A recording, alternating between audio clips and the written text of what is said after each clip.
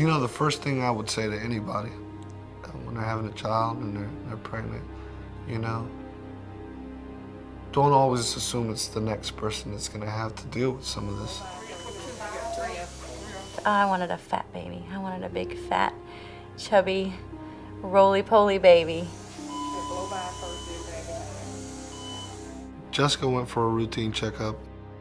She gave me a call at work and said, you know, they're admitting me into the hospital. My kidneys had slowly started to malfunction. They said that it was time. I was too sick. They couldn't wait any longer, and they had to do an emergency C-section. Hit the floor just a second, go down there, y'all. Pretty much gave us 25% chance of survival for Alexa. When she's born, it won't be a normal delivery. She won't be crying. She won't be... They had to prepare with hooking her up to different machines and medicines and I felt I had to be strong for everybody. We had to be strong for her. We had to be strong for our families. I honestly feel blessed. I mean, for everything we've gone through, I look back and there was a reason for that. There's a reason why I'm sitting here talking. And there's a reason she went through all that. And even when she was born, she's a fighter and she's got a purpose. And I think this is part of her journey and her purpose in life.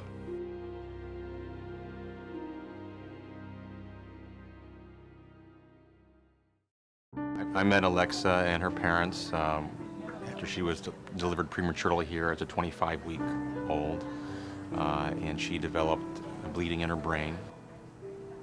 Then when she weighed about 5 pounds, she had her first operation, which is something called a ventricular to peritoneal shunt.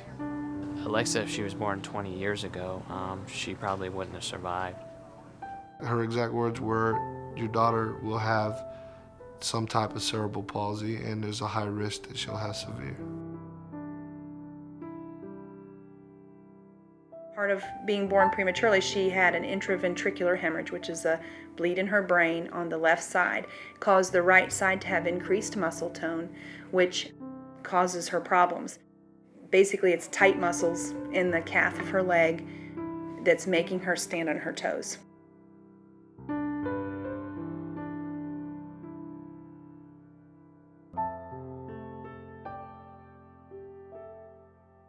Working at the table and working on bilateral coordination. She's weaker on her right side and has less dexterity on the right, so we use things with pop beads. We use therapy where she has to pull, and that's again strengthening the intrinsic muscles. I don't think people understand the difficulties that parents and preemies endure. I don't think people realize the repercussions and the daily fights and the daily struggles and the worries that the parents have to go through, and this doesn't end when they leave the NICU. Alexa is somewhat of a miracle child in that despite her very early birth and her low birth weight and her hydrocephalus, she's just done incredibly well.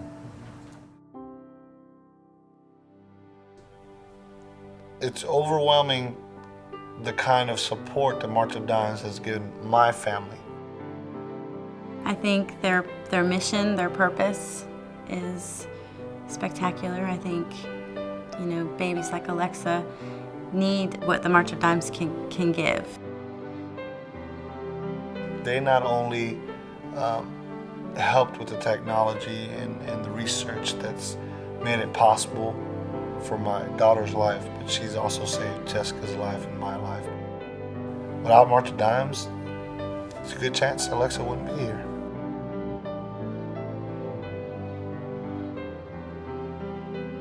That's what it's all about. It's these babies. That is the goal there, is what Alexa is today. The goal is to get her through the tough times and give her a fighting chance to be what she is today, which is a normal, vibrant child running around, playing, being excited and being happy. And I honestly feel that without March of Dimes, we wouldn't be here today.